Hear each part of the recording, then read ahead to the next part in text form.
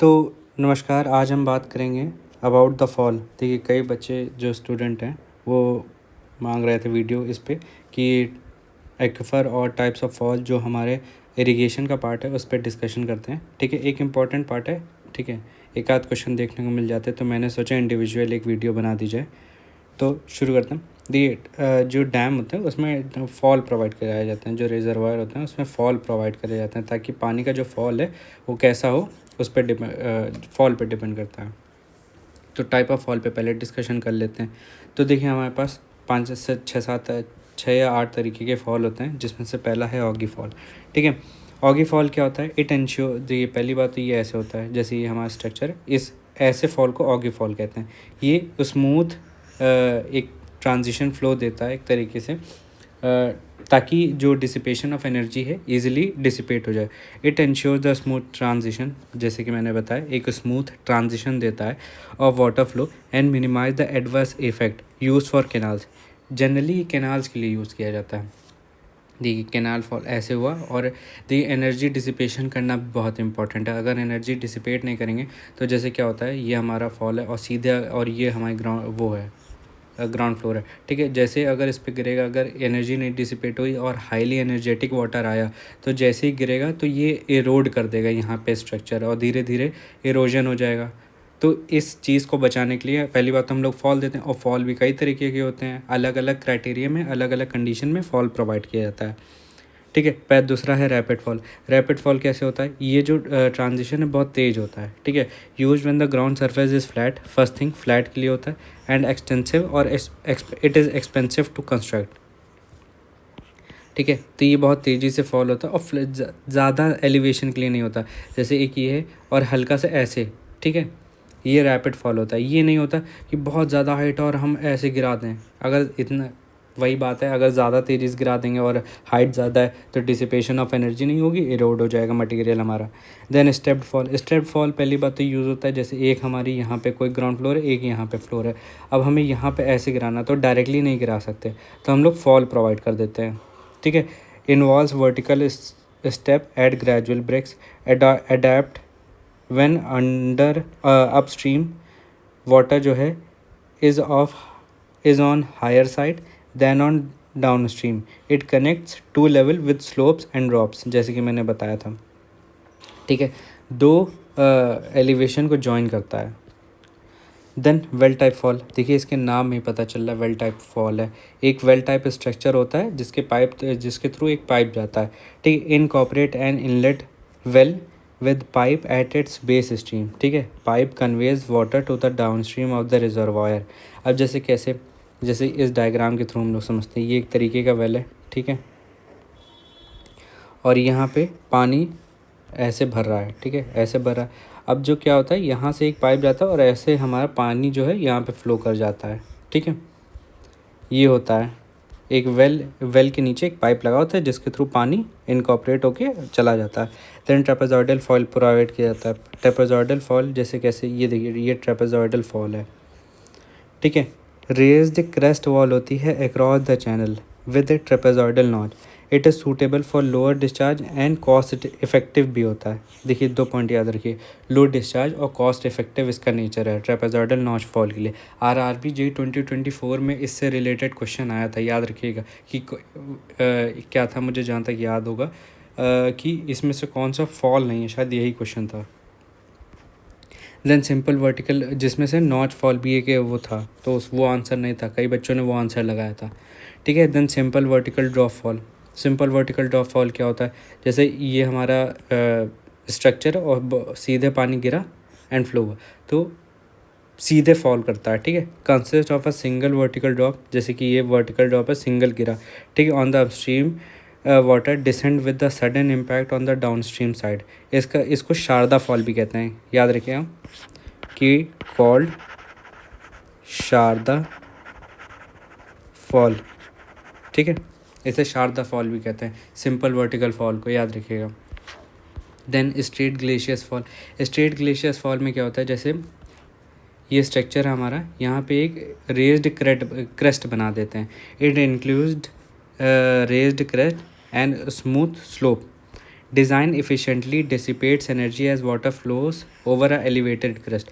जैसे कि पानी यहाँ से आया और पानी यहाँ से उछल के ऐसे जाएगा तो क्या होता है, डिसिपेशन ऑफ एनर्जी हो जाती है। और यहाँ से पानी ऐसे होके चलता है तो क्या होता है, डिसिपेशन ऑफ एनर्जी में काफ़ी हेल्प करता है। अब इसी का बेटर वर्जन जो है वो होता है मोंटेक फॉल। मोंटेक फॉल में क्या होता है कि यहाँ पे हमने रेज्ड क्रेस्ट तो बनाया, बट यहाँ पे हम लोग ने पैराबोलिक वॉल भी प्रोवाइड कर दी। ये पैराबोलिक वॉल जो होती है क्या करती है, ये एनर्जी डिसिपेशन में और हेल्प करती है।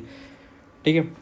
Feature non straight glaciers often in parabolic slope. देखिए पैराबोलिक शेप जो होता है ये जैसे मैंने ये बताया था, ये पैराबोलिक शेप प्रोवाइड कर देते हैं। enhances the vertical component of velocity and increasing the energy dissipation।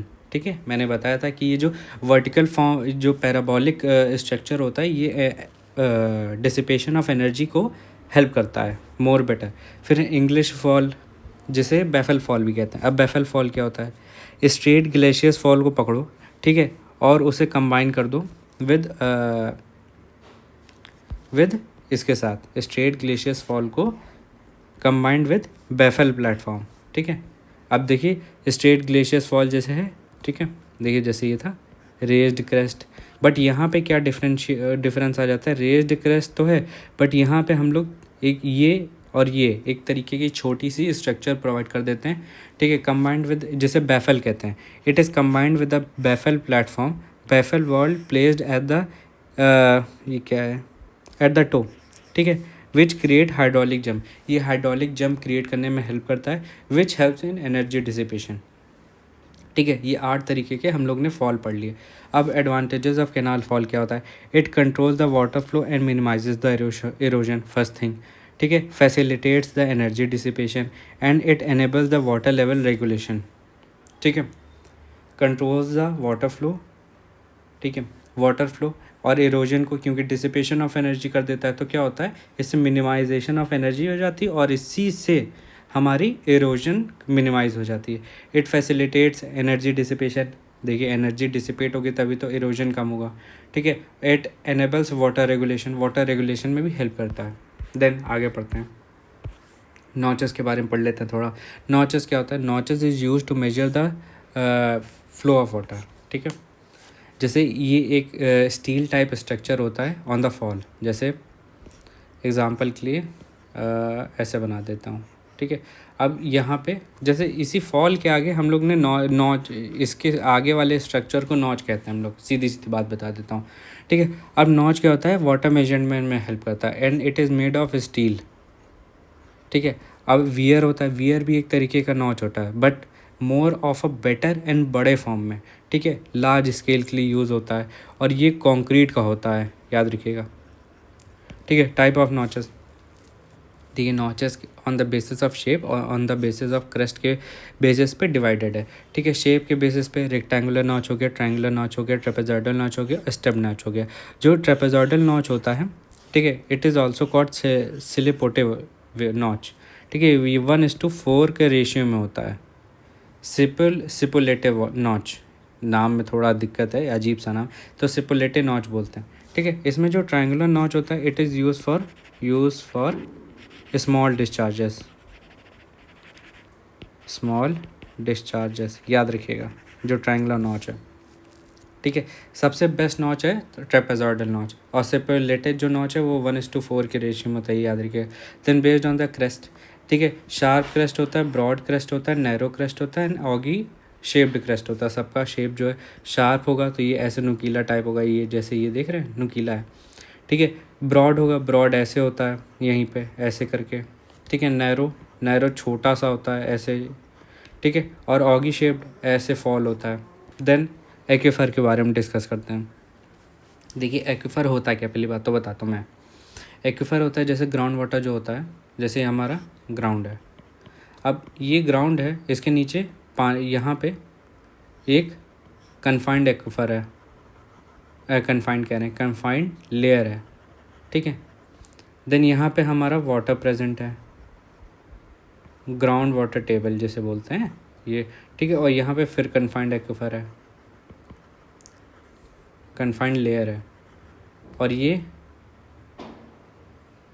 अब यहाँ भी ये हमारा जो ग्राउंड वाटर है, ठीक है, तो ये एक एक्यूफर बनाता है जो वाटर कंटेन करता है, ठीक है। अब एक्यूफर की डेफिनेशन पढ़ते हैं। Underground formation that contain sufficient amount of water and can be extracted economically by well, consist of layer of sand and gravel. ये पार्ट याद रखिएगा, ग्रेवल और सैंड की लेयर होती है एक्यूफर में, ठीक है। अब जैसे वो बारिश हुई हमारी, ये बादल है, बारिश हुई, पानी इन्फिल्ट्रेट होके यहाँ पे इकट्ठा हो गया। अब जब यहाँ पे इकट्ठा हो गया, अब हमें जब भी ज़रूरत होगी थ्रू पम्प्स और वेल सिस्टम हम लोग इस वाटर को एज अ इरिगेशन पर्पज़ के लिए यूज़ कर सकते हैं। तो ये जो लेयर ऑफ वाटर होती है जहाँ पे ये कंटेन होती है उसे एक्यूफर कहते हैं। एक्वाटार्ड क्या होता है? एक्वाटार्ड होता है इट कंटेन्स वाटर, पहले एक्वाटार्ड नहीं, एक्यूफ्यूज पढ़ते हैं, जो ऐसा ऐसा मतलब layer of water underground layer होती है जिसमें वाटर नहीं कंटेंट होता है, ठीक है। इनकैपेबल टू एब्जॉर्ब और transmit water and it is of permeable nature, ठीक है। ये वाटर को नहीं कंटेन करता है, ठीक है, ना ये वाटर यील्ड करता है और ना ये एब्जॉर्ब करता है। देन यहीं पे एक्यूटार्ड आता है। अब एक्यूटार्ड पढ़ते हैं। It contains water but significant amount of water can not be extracted using wells. First thing, it consist of a layer of clay with low hydraulic conductivity, ठीक है। पहली बात तो क्ले होता है और सिल्ट भी होता है इसमें। एग्जाम्पल इसका सिल्ट ज़्यादा बेटर है, ठीक है। इसमें सिल्ट होता है, क्ले ना लिखें तो ज़्यादा बेटर है, ठीक है। सिग्निफिकेंट अमाउंट ऑफ वाटर तो होता है but can not be extracted using wells, और लो हाइड्रोलिक कंडक्टिविटी क्ले होती, अच्छा क्ले लिखे रहने दीजिए, ठीक है। लो क्ले होती है लो हाइड्रोलिक कंडक्टिविटी वाली, या फिर सिल्ट होती है, ठीक है। ये पानी कंटेन करता है बट यील्ड नहीं करता है, ठीक है। Then aquiclude, it is imperviable to the flow of water, क्योंकि ये क्ले, पहले इसका सबसे best example clay first thing. अब क्ले क्या होता है, ये वाटर तो एब्जॉर्ब कर लेगा लेकिन पानी देता नहीं। Contains large amount of water but not permit to yield because of high porosity, ठीक है। अब ये मैंने सब कुछ बता दिया, एक्यूफ्लूइड ये सब क्या होता है। देन एक्यूफर भी तीन तरीके के होते हैं, एक होता है कन्फाइंड एक्यूफर, एक होता है अनकन्फाइंड एक्यूफर और एक होता है पर्ज्ड एक्यूफर।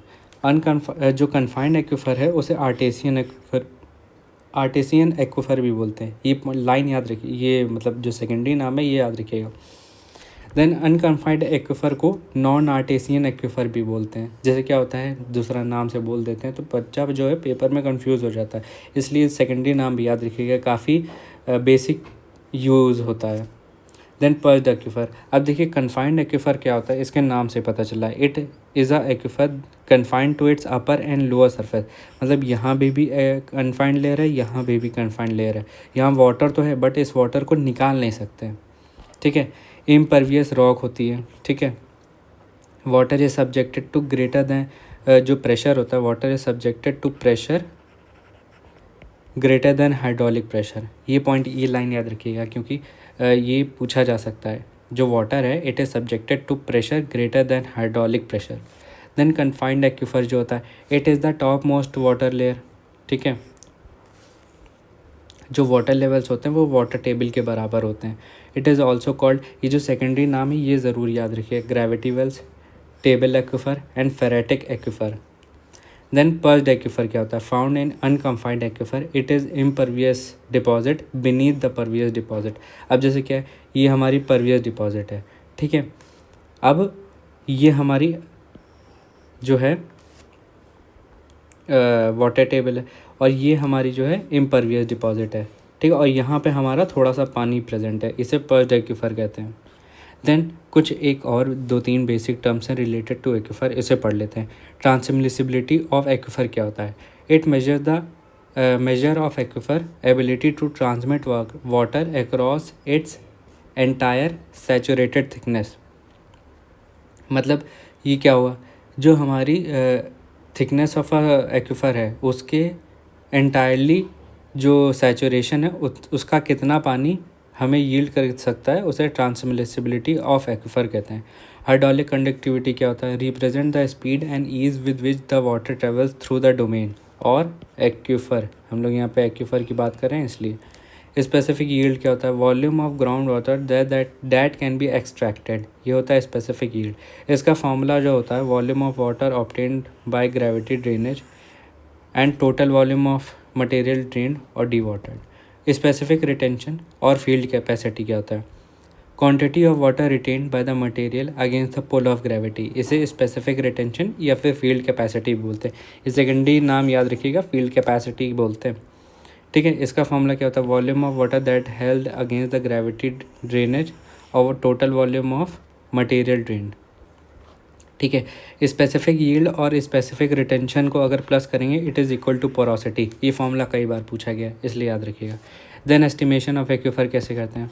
ठीक है, पंपिंग टेस्ट और रेसिप्रोकेटिंग टेस्ट, ये दो टेस्ट किए जाते हैं टू एस्टिमेट द एक्यूफर। ठीक है, एक चीज़ और याद रखिएगा, ठीक है, कि Dupuit's equation is use to calculate discharge through aquifer और मोर प्रोमिनेंटली अनकन्फाइंड एक्यूफर। ठीक है, ये पॉइंट याद रखिएगा। वैसे तो कन्फाइंड और अनकन्फाइंड दोनों के लिए यूज़ कर सकते हैं, बट कन्फाइंड एक्यूफर में क्या होता है, वाटर रिलीज़ नहीं करता है, तो अनकन्फाइंड एक्यूफर के लिए ड्यूपेट्स इक्वेशन यूज़ होती है टू मेजर डिस्चार्ज। ठीक है, यहाँ पे हमारा ये जो छोटा सा वीडियो था ये कंप्लीट होता है। ठीक है, फिर कल मिलते हैं एक नए वीडियो के साथ। लाइक शेयर और सब्सक्राइब करना ना भूलिएगा।